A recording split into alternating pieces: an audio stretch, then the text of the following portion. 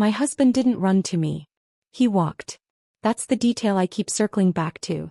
The distance from the back door to where I was lying on the kitchen floor was maybe 12 feet, and he covered it like it was just another part of the house he didn't feel urgency to cross. No running. No sudden movement. No alarm. Just walking. He stopped over me, looked down and said, "Clara, get up. Everyone's watching."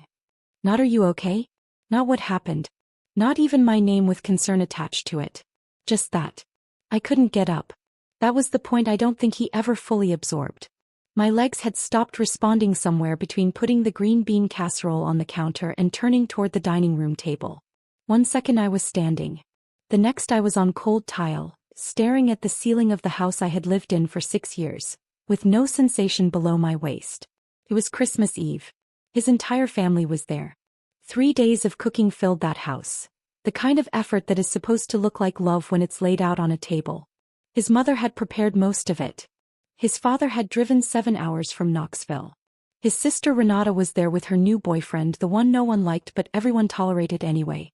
And his grandmother was sitting in the good chair by the window, the one no one else was allowed to sit in, as if the house itself had ranked its occupants. And I was on the floor. My husband crouched down, but not to check on me. To lower his voice. "This is not the time," he said. "My grandmother is here. My dad drove 7 hours. Can you just get up and come to the table?" "I can't feel my legs," I said. He exhaled like that answer complicated things unnecessarily. "Clara, you've had a glass of wine. You're fine." I hadn't even finished one glass.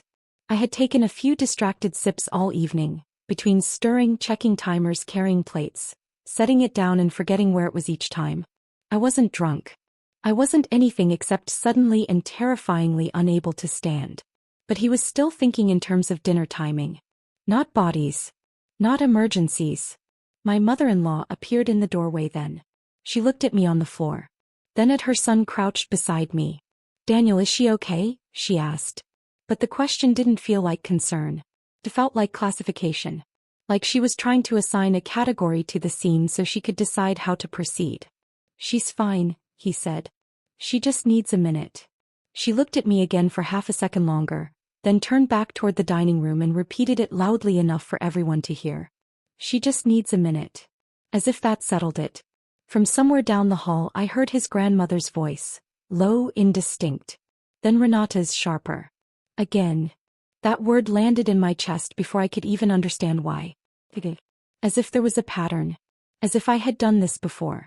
As if I had a reputation for collapsing at the wrong moments in the wrong ways. I had been sick for 6 months. Not sick in the way people recognize easily. Not flu, not infection, not something that announces itself and then leaves. This was gradual. Quiet. The kind of illness that doesn't justify itself to anyone.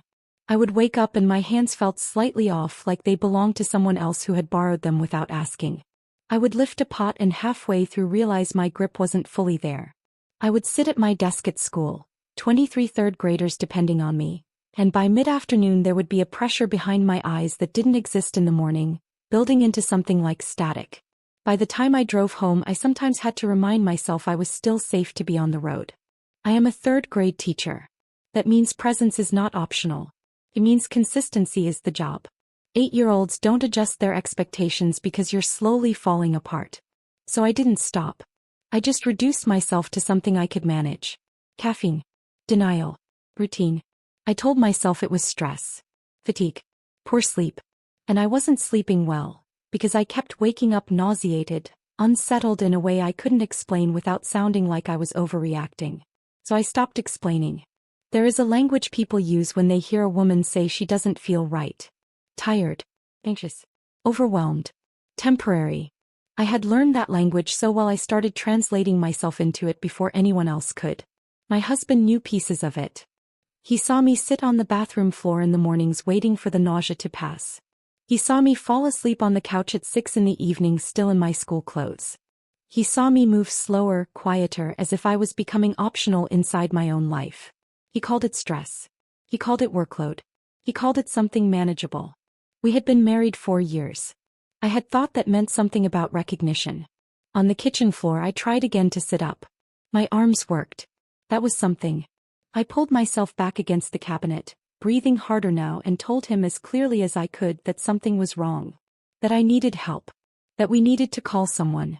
He stood up. Not toward me. Just up. He knew.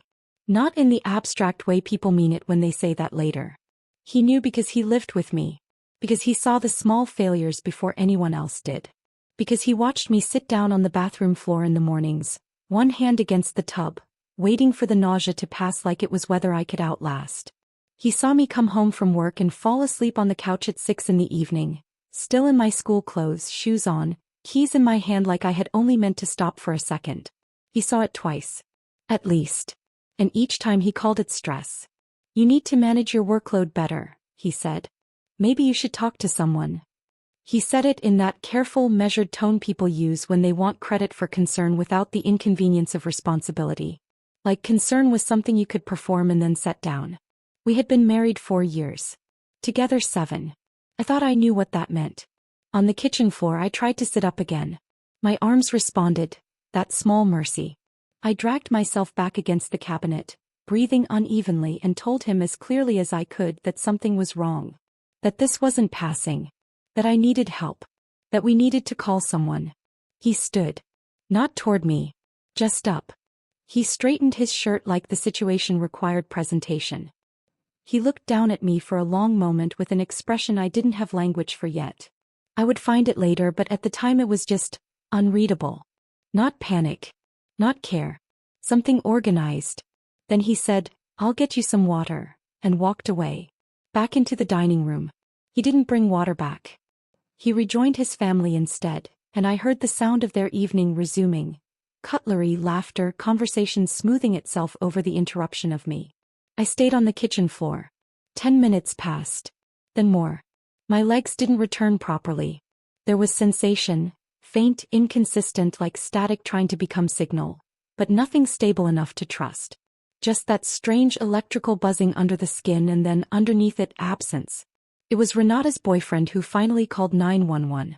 He came in for a drink refill, stopped mid-step and saw me. Oh, he said. A beat. Oh. I'm calling. His phone was already in his hand before I could respond. I didn't stop him. I said, thank you, and meant it with a clarity that surprised me, because it was the first time all night I felt like someone was reacting to what was actually happening instead of what they needed it to be. When the paramedics arrived, my mother-in-law met them at the door. Before they even reached me, she began framing the story. She's been under a lot of stress, she said quickly. End of the semester. She's a teacher. Very run down lately. Not wrong words. Just wrong authority. As if she were describing my chart. As if she had ever examined me. The paramedic who reached me first was a woman, late 30s, steady in the way experienced people become steady. No wasted motion, no unnecessary expression. She crouched beside me and asked my name. I told her. Then she asked what had happened. And I told her everything. Not just the fall. The 6 months before it. The nausea. The pressure behind my eyes. The grip failures. The mornings on the bathroom floor. The way my body had been slowly becoming unreliable in ways I kept trying to explain away. She didn't interrupt once. He just listened. Really listened. Then she moved. Quick checks. Reflexes. Strength. Eyes with a light I could barely focus on. Her expression changed in small increments. Not alarm exactly, but attention sharpening into something more serious. She said something to her partner in a low voice. He nodded and left the room. That was when my husband appeared in the doorway. He looked at me on the floor. Then at the paramedic. Then said, is she okay? It's probably anxiety. She's been anxious. The paramedic turned her head slightly. And you are? I'm her husband. Pause. Okay, she said. We're transporting her. His brows tightened. Is that really necessary? Her parents said she can be a bit dramatic. She cut through him without raising her voice. Sir. We are transporting her. That was it. No debate. No opening for interpretation. Just finality. I saw something move across his face then, fast enough that I almost missed it. Not fear exactly. Not yet. Something closer to recalculation. Like a system briefly failing to match expectations. But I was still inside everything at that point. Still trying to understand my own body. still half convinced this was something that would resolve if I waited correctly. I didn't have distance yet. I would get it later. At the hospital they drew blood. A lot of it. They asked questions in cycles. They moved me between rooms with a kind of controlled urgency that made everything feel both important and temporary at the same time.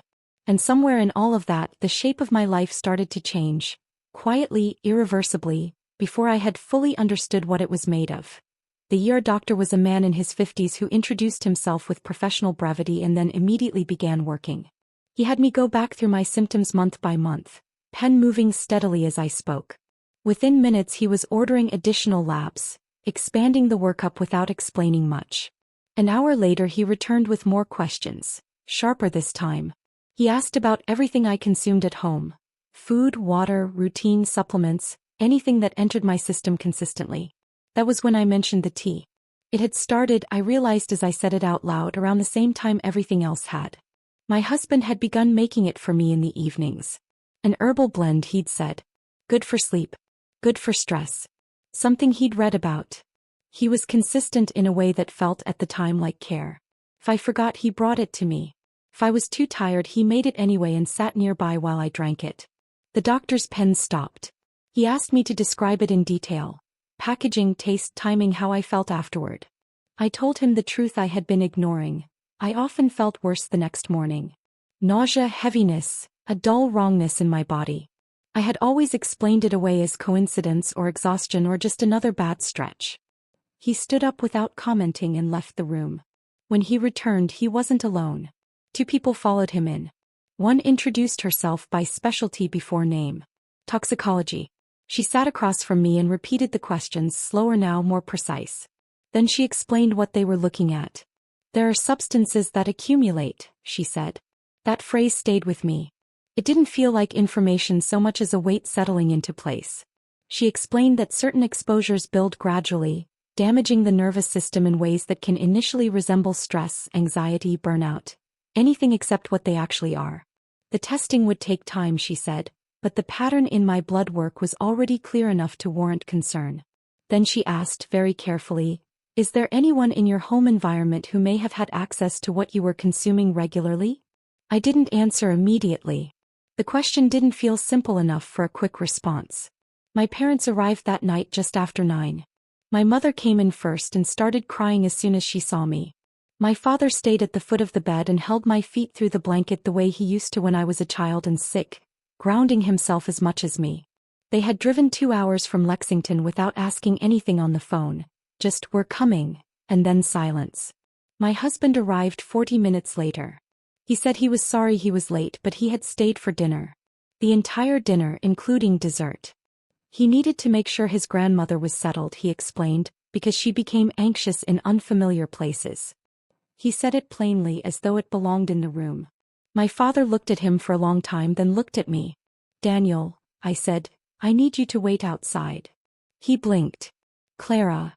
Please. After a moment he left. My mother needed no prompting. I told her everything. By the end, her tears had stopped, replaced by a stillness I only recognized from the worst moments of our lives, when something had crossed from confusion into clarity, and there was no going back to softness. My father didn't hesitate. You need a lawyer, he said. That's not even, I don't know what the tests will say yet. I know, he replied.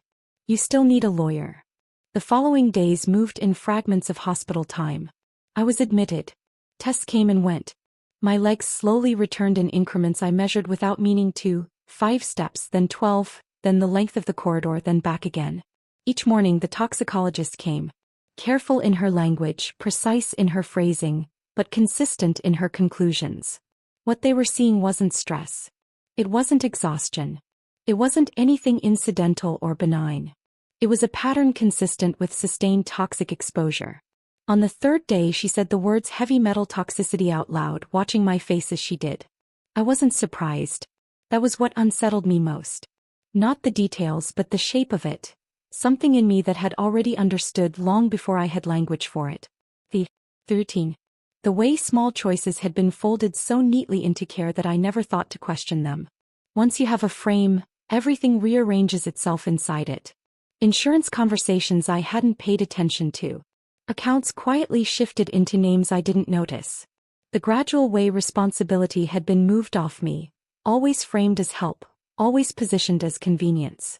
Even the way my symptoms had been categorized by his family: dramatic, unreliable, emotional noise that didn't require urgency.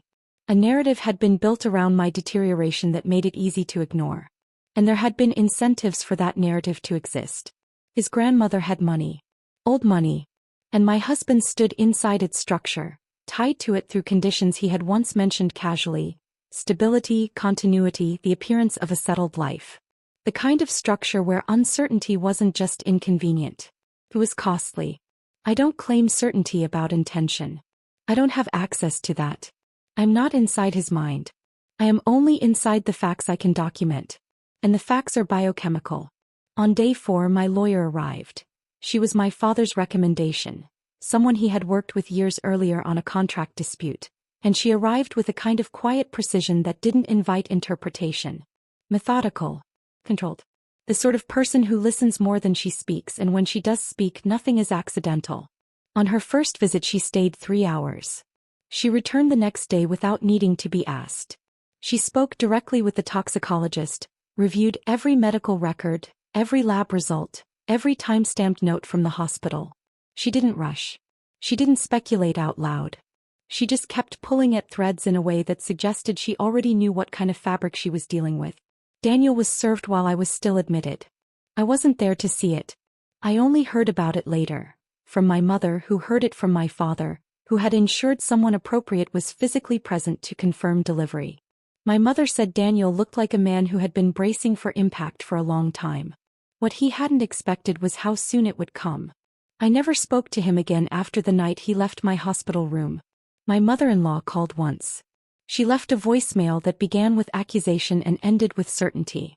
I had ruined Christmas. I had devastated his grandmother. I was cruel, irrational, misguided. And, of course, I had always been dramatic. I listened to the entire message without moving.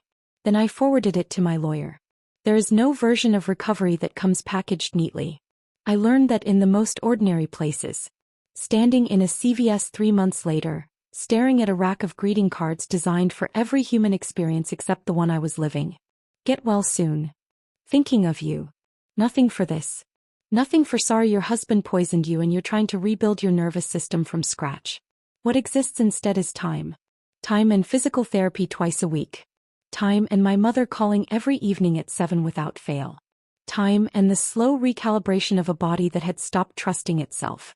When I finally returned to school, my students gave me a card. "We missed you, Miss Clara." It was written in uneven block letters, the kind only 8-year-olds produce. Careful, earnest, slightly misspelled in places that didn't matter at all. I went into the supply closet and cried for 4 minutes. Then I washed my face and went back to teaching. The legal case took 11 months. My lawyer was relentless in a quiet way. Thorough. Patient. She rarely wasted words, and she was right more often than she was not. She built the case the way she worked. Incrementally, deliberately. Financial records, access logs, medical documentation, the chain of custody around the substances found in my system. Piece by piece, she removed ambiguity until only one narrative remained that could survive scrutiny. He didn't plead immediately. He held out long enough for depositions. Long enough for his family to retain counsel. Long enough for a counterclaim to be filed that I won't repeat here beyond saying it collapsed under its own weight and cost them heavily to pursue. During that period his grandmother died. The estate entered probate. The conditions attached to the will became, in my lawyer's careful phrasing, materially complicated. He accepted a plea in October. The house had been in both our names. My lawyer made sure I understood every distinction between what I was legally entitled to and what was strategically wise to pursue. She didn't push symbolism. She pushed clarity. I made decisions accordingly. The house sold in 3 weeks. The proceeds now sit in an account with only my name attached. I live in a rented apartment 2 blocks from my school. Big windows. A small kitchen. A cat who has claimed the sunniest corner by the south-facing glass as sovereign territory and enforces that claim with teeth if necessary. My parents visit once a month. My father brings things he is convinced are essential. Good coffee, olive oil, once an entire box of batteries just in case. The evenings are quiet in a way I didn't know I would come to value. I make my own tea now. I watch it steep. I drink it while it's still hot. Nothing complicated. Nothing ritualized beyond my own choice. It is just tea. That is the point. Just tea I made myself, knowing exactly what went into it, sitting by the window while the light moves across the floor and my cat slowly rearranges herself in it like she owns the physics of the room. Sometimes I think about how little I knew about my own life a year ago. I am still a third-grade teacher. I think I will be for a long time. There is something about that room. The noise, the blunt honesty of children, the absolute lack of ambiguity in their needs, that keeps me anchored in a way I didn't have language for until I needed it. I didn't run from my life. I came back to it. That is the version I keep. Not the floor. Not the paralysis. Not the moment my husband told me to get up because people were watching. The card. We missed you, Miss Clara. 4 minutes in a supply closet. Then back to work.